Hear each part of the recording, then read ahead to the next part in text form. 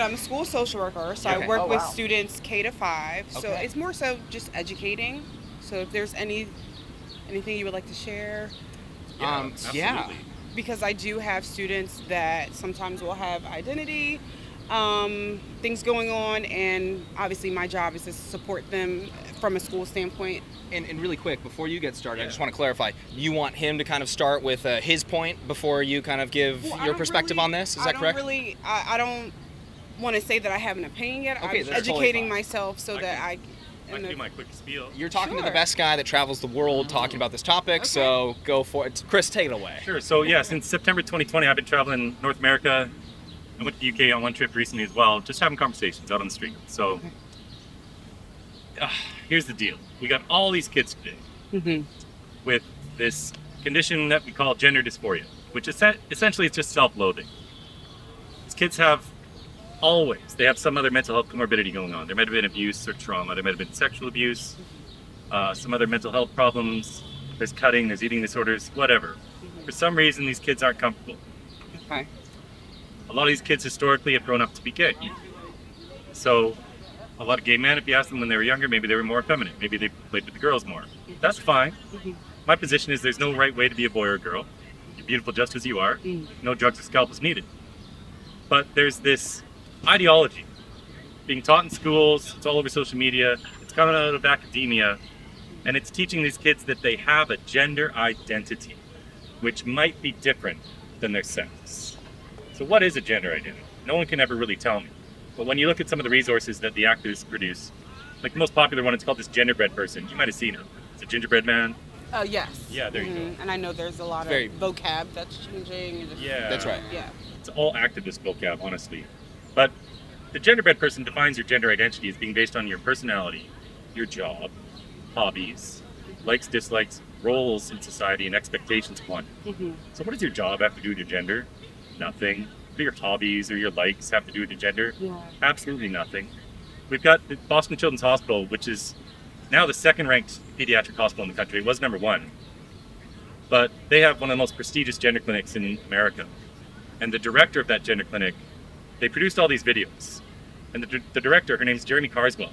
She says that things like a little girl trying to pee standing up, a boy who doesn't want to get a haircut, playing with the opposite gender toys, and maybe trying on a sibling's clothing, these are all signs that your child is transgender and can be treated.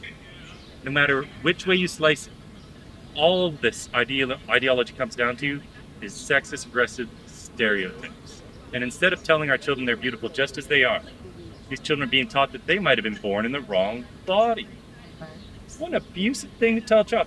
Can you imagine someone telling you that you were born wrong? That you should have been a boy? Nonsense. Just because you're a tomboy, maybe? More than half the women growing up today are tomboys. And the kids that end up in these gender clinics, and we know this from their own statistics, like in England, there's this gender clinic where all the kids went to. It's called the Tavistock. They have a wait list of 8,000 children right now. But 35% of the children there have moderate to severe autism. And if you include the mild cases, it goes about 50%. Tons of these kids historically grew up to be gay. The majority of kids with gender dysphoria grew up to be gay. But we also know that when you just left kids alone and let them grow up, that almost all of them grew out of it, and it went away.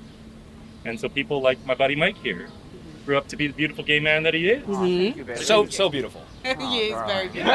But if he was growing up today, he might be led to believe that he has a gendered soul, like he's really a girl inside, and that he won't find true happiness unless he goes on puberty blockers, estrogen, and gets surgery. So you're not denying that trans people exist. It's more so just My position children is that, starting from before 18, before they're able to make their own. yeah, now if an adult wants to call themselves trans, I mean, it's really just a label. Transition is something you do, it's Yeah. not something you are. But no, trans kids, no. They're called girls and boys. And they're going through a natural stage of identity formation.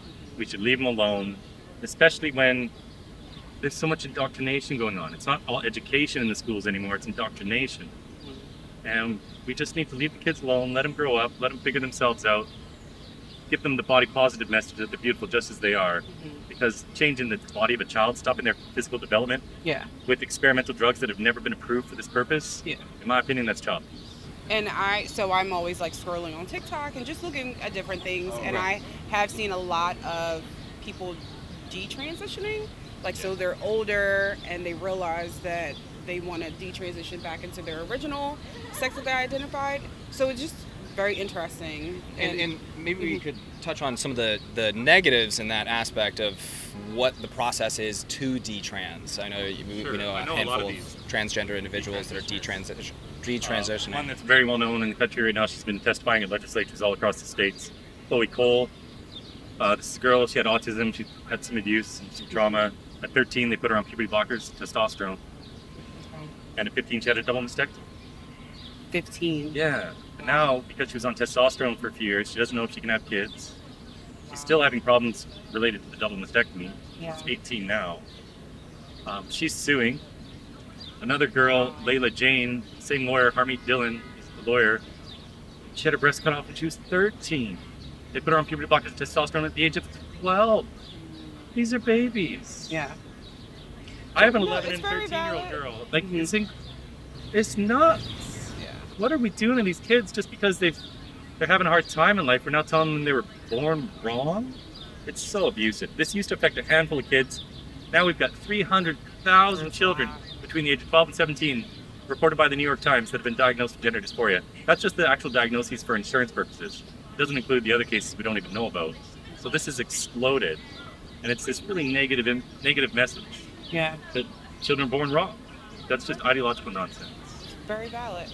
Very valid. I appreciate that. Absolutely. Yeah. What do you, any feedback about what he had to say? Or I know you just wanted to kind of hear what he had to say, Yeah. but any feedback or any response I think you what think? you're saying is very valid.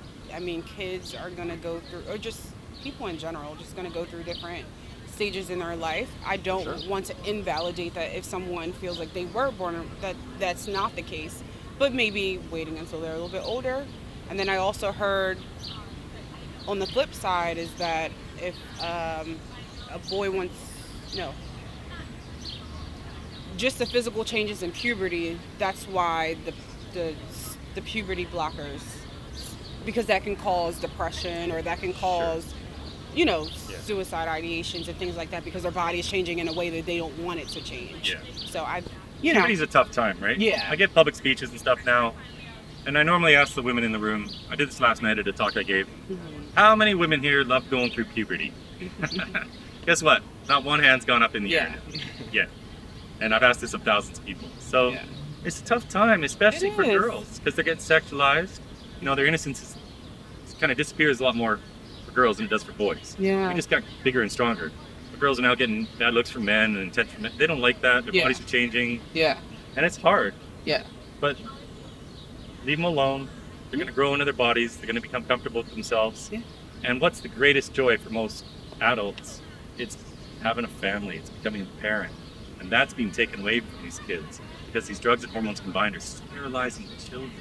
Yeah. And how can they possibly consent to any of this? They're just kids. Yeah. I'm very curious where this is gonna head in the future. So It'll for children, this will be banned 100% because there's no good argument for it. There's absolutely no good argument for it. I mean, some of these kids still believe in Santa Claus and they're like, hey, let's go down the path of sterilizing myself. Yeah. They're mature enough to go through that. Even if they have the counseling, even if they have the conversations, they could change their mind. They're children. Right. But that's top word right here. This is the big focus. Children cannot consent. We're not talking about what adults want to do within their own lives, any of that. We're talking about children. We're trying to protect children here. Okay. So, and I can respect that. fair enough. Thank Seems you so much. pretty reasonable take, huh? Yeah, Reasonable take. Absolutely. That was a beautiful conversation. Thank you. Absolutely, no problem. Thank you.